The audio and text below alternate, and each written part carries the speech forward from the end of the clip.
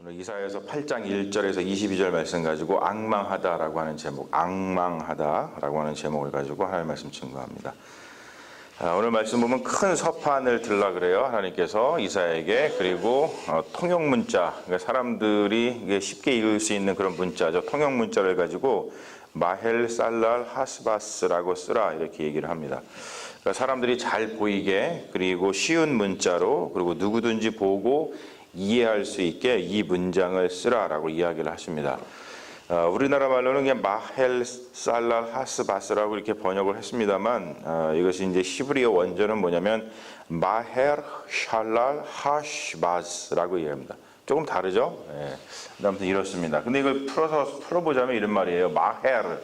마헤르는 마하르인데, 그 마하르에서 마하가 온 것 같아요. 제가 보기에는. 마하가 뭔지 아시죠? 비행기 마하로 달린다 그럴 때 빠르다라는 뜻입니다. 빠르다. 그리고 샬랄이라는 것은 이제 전리품, 노략물. 그리고 하시라고 하는 것은 이것도 미국 말하고 좀 비슷한 것 같은데 하시, 그러니까 빠르다라는 뜻입니다. 그리고 바즈는 약탈품이라고 하는 뜻이에요. 그러니까 풀어서 설명하면 뭐냐면 전리품이 빠르다, 약탈품이 신속하다, 뭐 그런 뜻입니다. 무슨 말이냐면 뭐 전리품, 약탈품 이런 거 나오는 거 보니까 지금 뭐가 온다는 중이에요? 전쟁이 온다는 중이죠. 전쟁이 임박했다 그런 뜻입니다. 그리고 이제 빠르다, 뭐 신속하다 그런 걸 보니까 전쟁을 하는데 어떤 좀 재빠른, 굉장히 그 전쟁에 능한 뭐 그런 나라가 쳐들어올 거다, 뭐 이런 이야기를 하고 있는 겁니다. 이것은 뭐냐면 마치 이제 우리 구약 창세기에 나오듯이 임박한 어떤 그 홍수의 심판, 그것을 이야기하면서 노아가 방주를 지었죠. 그래서 사람들로 하여금 너 방주 왜 짓니? 그러면은 노아가 얘기해 줬잖아요. 하나님께서 물르다가 심판하실 거야. 그랬을 때 그것을 믿는 사람들은 당연히 방주에 들어가기 위해서, 구원받기 위해서 노력을 했겠지만, 그렇지 않은 사람은 노아가 방주 짓는 것을 다 이렇게 무시하고 깔보고 그랬잖아요. 근데 뭐 대부분 사람들이 그래서 노아 방주에 다 들어가지 못했습니다만, 아무튼 그렇게 방주를 지으면서 노아가 홍수 심판에 대해서 말하는 것 같이 지금 이사야가 아주 절박한 상황 속에서 지금 이 남유다에 전쟁이 임박해 있다, 그것을 좀 이야기하고 있는 겁니다.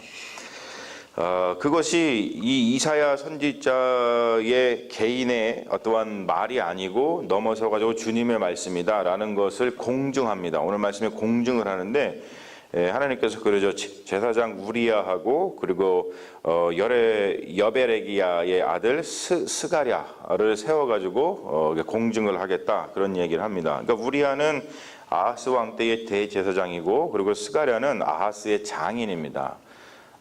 이런 사람들을 통해서 공증을 하시고, 또 한 가지는 이런 얘기를 하십니다. 자식을 낳아라. 자식을 낳죠. 이사야가 자식을 낳아가지고 그 아들의 이름을 아예 마헬살라 하스바스라고 지어요. 이게 참 대단한 겁니다.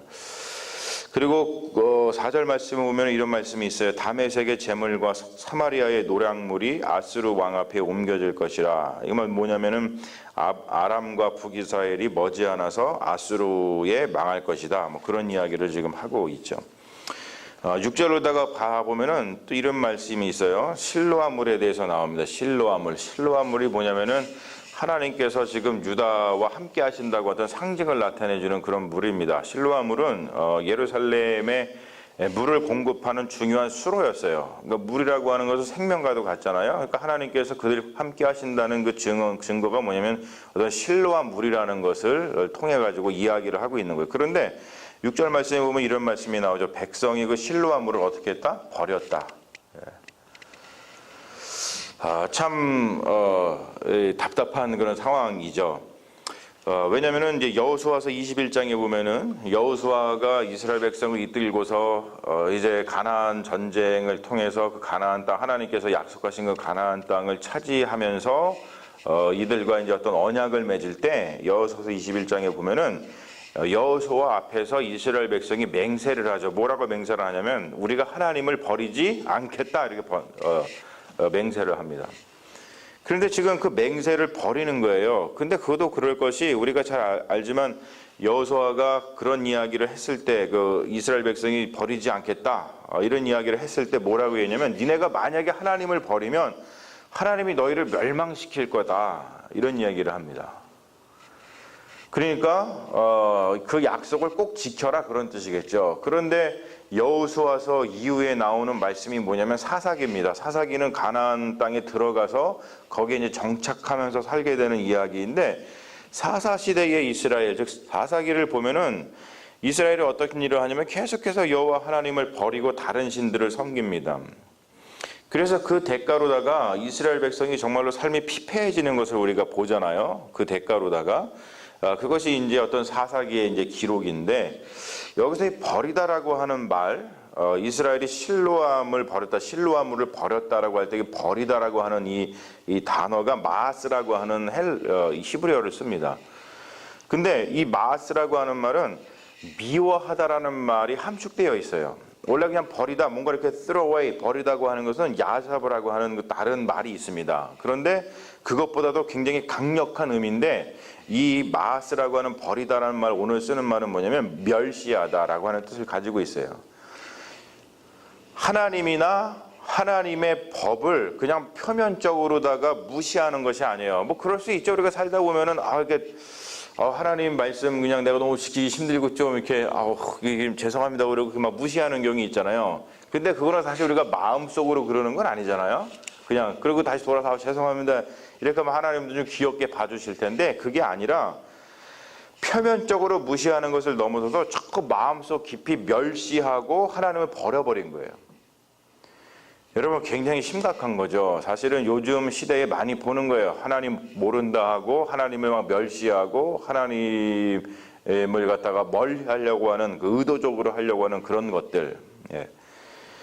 그러니까 다른 말로 표현하자면은 표면적으로 반항하는 사춘기 소년이 아니라 뭐 사춘기 때 그럴 수 있잖아요. 부모님한테 괜히 반항하고 싶고, 예. 그러시죠 집사님, 그렇죠? 그래서 막 반오면 고생하셨어요, 그렇죠? 그런데 그게 아니라 그냥 막 마음속으로부터 부모님을 무시하는 후레자식인 거예요, 이게 지금. 그런 사람은 반드시 뭐라면 사고를 치게 돼 있어요. 부모 가슴에 못을 박죠. 그리고 심지어 요즘 뭐 그런 뉴스도 나오는데 부모를 때리고 막 죽이기까지 합니다. 그런 일이 지금 벌어지고 있는 거예요. 버리다라는 것은 그런 뜻을 가지고 있는 거예요. 근데 저는 오늘 말씀을 보면서 참 이 마음이 좀 짠한 게 뭐냐면 그럼에도 불구하고 자식을 사랑하시는 부모의 마음, 그럼에도 불구하고 자기 백성을 사랑하시는 하나님의 마음을 오늘 우리가 읽을 수 있다는 거죠. 보면은 그걸 어떻게 하나님의 사랑을 알 수 있냐면 지금 하나님께서 무슨 계획을 가지고 계시냐면 아수르를 사용을 하셔요. 그래서 뭘 하시냐면은 유다의 원수인 아람과 북이스라엘을 아수르를 사용해서 물리쳐 주십니다. 우리 이것은 지난주에 우리가 살펴본 겁니다. 아람하고 북이스라엘이 연합해가지고 남유다를 쳐들어왔잖아요. 그러니까 당연히 아람하고 북이스라엘은 굉장히 강한 나라인데 조그맸던 그 유다가 무서워서 왕부터 백성까지 떨 수밖에 없었죠. 그런데 하나님께서는 자기 백성을 사랑하시고 그러다 보니까 아수르라고 하는 큰 나라를 이용해서 자기 백성을 구원하시기 위해서 아수르를 사용해서 구원해 주신단 말이에요. 이게 하나님의 사랑입니다. 9절과 10절에 이렇게 나와 있죠. 너희 민족들아 함성을 질러보아라. 너희 먼 나라 백성들아 들을지니라. 너희는 함께 계획해보라. 아무리 뭘 해보더라도 너네들은 실패할 거다 그럽니다. 그러면서 이사야 선지자가 고백하죠. 왜 너희들을 실패하느냐? 왜냐하면 하나님이 우리와 함께 하시기 때문에 그렇다 라고 신앙 고백을 합니다. 여러분 이것은 굉장한 신앙 고백이에요. 중요한 신앙 고백입니다. 우리가 살아가면서 계속해서 우리가 가져야 되는 신앙 고백이에요. 그렇지, 우리가 하나님이 함께 계시니까 그러니까 우리가 넘어지거나 쓰러지는 것이 아니라 괜찮을 거야 라고 하면서 하나님이 우리와 함께 계시다고 하는 그 마음을 갖는 것은 너무나도 중요하다는 것을 우리가 오늘 말씀을 통해서 알 수 있습니다. 그러면서 14절에 보면은 하나님께서 어떤 말씀을 하시냐면 하나님은 성소와 그리고 걸림돌이 되신다라고 하셔요.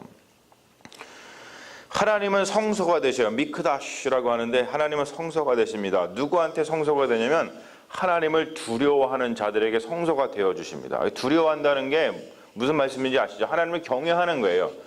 하나님을 무시한다라는 반대말이죠. 두려워한다는 것은 하나님을 무시한다, 하나님을 버렸다라는 것과 반대말입니다. 하나님을 두려워한다는 것은 하나님을 붙잡고 있다, 하나님을 믿는다, 그런 뜻입니다. 하나님을 믿는 자, 하나님을 두려워하는 자는 하나님께서 그들에게 성소가 되어 주신다는 거예요. 미크다시라는 것은 뭐냐면 성소인데 거룩하게 구별해 주신다는 뜻입니다. 여러분, 거룩하게 구별해 주신다는 뜻이 뭘까요? 뭐냐면은 지키시고 보호하신다는 뜻이에요. 우리는 되게 구별한다라고 하는 것은 저 사람하고 나하고 좀 달라, 이렇게 좀 다르게 차별하는 거야, 이렇게 생각하는데 전혀 그런 뜻이 아니에요. 구별이라고 하는 것은 차별한다는 뜻이 아니고, 구별은 하나님께서 특히 나를 이렇게 불러가지고 생츄어리 안으로다가 불러주셔가지고 나를 여러 가지 위험으로부터 지켜주시고 보호해 주신다는 뜻입니다. 여러분, 그런 측면에서 우리는 주님께 구별받은 하나님의 백성인 줄로 믿습니다. 너무나 감사한 말씀이잖아요. 그런데 반면에 하나님은 걸림돌 올무도 되셔요. 누구에게 그러냐면 버리는 자에게, 마음으로 미워하는 자에게는 걸림돌이 되고 올무가 되시는 것을 볼 수가 있어요. 17절에 보면 이런 말씀이 있습니다. 저는 이 말씀을 보면서 참 마음속에서 하나님에 대한 그 사랑을 느낄 수 있었는데, 그리고 아주 짠한 마음을 가질 수 있었는데요. 이제 야곱의 집에 대하여 얼굴을 가리시는 여호와를 나는 기다리며 그를 바라보리라. 여러분, 왜 하나님은 야곱의 집에, 즉 남유다죠, 왜 여기에 대해서 얼굴을 가리실까? 왜 그러냐면 분명히 하나님께서 증거를 주셨잖아요. 우리 지난주에 살펴본 건 뭐냐면 임마누엘에 대해서 살펴봤잖아요. 임마누엘이라 하라. 임마누엘이라고 하는 증거를 주시고, 또 오늘 보면은 마헬살라 하스바스라고 하는 그런 증거를 주시고, 그러는데도 불구하고 이스라엘이 하나님을 의지하지 않고 역사적으로 보면은 반아스루 동맹에 가담하기 위해서, 그러니까 이 주변 강국의 위협들 앞에서 쉽게 얘기해서 하나님을 의지해야 되는데 그러지 않고 그냥 주변 나라들을 갖다가 의지한 거예요. 그 말은 뭐냐면 하나님이 계속해서 얘기하는 게 뭐냐면 하나님이 우리와 함께 하신다, 하나님이 우리와 함께 하신다, 임마누엘이다. 이런 것을 통해서 하나님이 우리와 함께 하심을 계속해서 이야기하고 있는데 불구하고 그것을 믿지 않고 하나님을 성소로 여기지 않았다는 거죠. 하나님께서 우리를 지켜주시고 보호자가 되신다는 것을 믿지 않았다는 거예요. 그래서 하나님께서는 유다를 향해서 얼굴을 가리신다는 것이죠. 그럼에도 불구하고 여러분, 하나님의 은혜를 볼 수 있는 거예요. 그렇게 하나님을 버리고 하나님이 함께 계심을 믿지 않음에도 불구하고 하나님이 은혜를 베풀어 주시는데, 그렇게 배반을 해도 구원해 주시는 하나님의 은혜를 오늘 볼 수 있는 거예요. 그리고 정의와 공의의 하나님, 안타까운 마음으로 유다를 심판하시는 하나님, 눈물을 머금고 채찍을 드시는 하나님의 마음을 우리가 오늘 볼 수 있죠. 사랑하는 여러분, 우리는 어떠한 상황에서도 하나님의 자비와 공의에 기대는 믿음이 필요합니다. 오늘 그 말씀이 아까 제게 얘기한 17절의 말씀입니다. 이사야가 어떠한 상황이 오든지 나는 기다리며 그를 바라보리라 라고 얘기하고 있어요. 저는 이 말씀을 보면서 참 마음이 짠했습니다. 나는 기다리며 그를 바라보리라, 주님을 바라보리라. 하나님이 우리와 함께 하신다는 믿음을 버리지 않으리라, 그런 뜻이에요. 여기서 하나님이 목적어가 되면은 기다리라고 하는 말은 하카라고 하는 히브리어고, 바라보다라고 하는 카바라고 하는 히브리어인데, 여기 하나님이 목적어가 되면은 소망한다, 신뢰한다라는 뜻을 가지고 있어요. 이것을 갖다가 우리나라 말로다가 번역을 하면은 가장 좋은 말이 뭐냐면 오늘 말씀 제목처럼 앙망하다라는 뜻입니다. 앙망하다, 소망과 신뢰 가운데에서 기다리다. 정말로 멋진 말이라고 생각을 합니다. 정말로 멋진 신앙이라고 생각을 해요. 정말로 아름다움 그 자체죠. 어떠한 상황이 있더라도 내가 주님을 앙망하겠다. 소망과 신뢰 가운데 내가 주님을 기다리겠다. 여러분, 그렇죠. 우리가 살다 보면은 여러 가지 어려움이 있습니다. 하나님이 얼굴을 가리고 계신 것처럼 느껴질 때가 있어요. 오늘도 말씀 나오죠. 하나님 얼굴을 가리셨다. 얼굴을 가리신 것처럼 느껴질 때가 있어요. 그때가 이제 우리가 어려움을 겪을 때죠. 뭐 내 몸이 아프다거나 아니면 우리의 자식이 아프다거나 또는 어떤 직장의 문제라든지 어떤 사업의 문제라든지 누군가에게 이렇게 말하기 쉽지 않은 그런 어려운 일들이 우리에게 닥칠 때가 있어요. 그때는 우리는 하나님을 믿는 사람으로서 하나님이 나한테 얼굴을 가리고 계신 것처럼 느껴질 때가 있다고 하는 것이죠. 하지만 여러분, 그럴 때마다 오늘 이사야 선지자가 우리에게 주는 이 말씀, 이것을 우리는 붙들어야 될 줄로 믿습니다. 나는 기다리며 그를 소망, 바라보리라. 즉 앙망하겠다.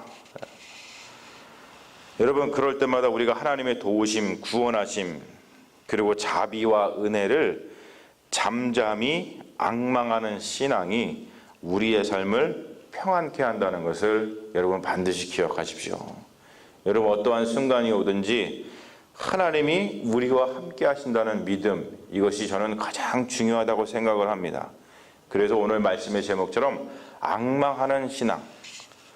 여러분, 이 앙망이라고 하는 것, 이 마음속에 오늘 품으시고 여러분들의 삶 가운데 여러 가지 어려움이 있들다 할지라도 나는 주님을 앙망할 거야 라고 하는 그 마음 가지고 앙망, 내 신앙은 앙망하는 신앙이야, 나는 그 믿음을 다시 한번 돌아보시는, 또 가슴에 새기시는 그런 귀한 하루 되시기를 주님의 이름으로 축원합니다.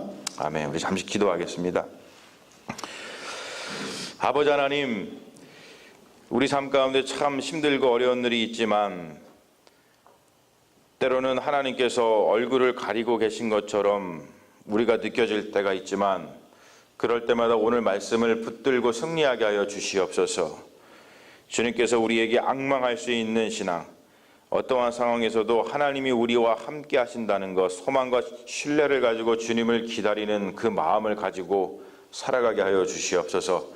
그것이 우리에게 참된 구원이 되고 그것이 우리에게 참된 평안이 됨을 다시 한번 기억하고 하나님이 앙망이라고 하는 이 마음을 마음속에 품고서 우리가 살아가는 당신의 귀한 종들 다 되게 역사하여 주시옵소서. 주님 날마다 우리와 함께 하심을 믿습니다. 주님께서 우리와 함께 하시기 때문에 우리가 살아가는 줄로 믿습니다. 주님 감사합니다. 예수님의 이름으로 기도합니다. 아멘.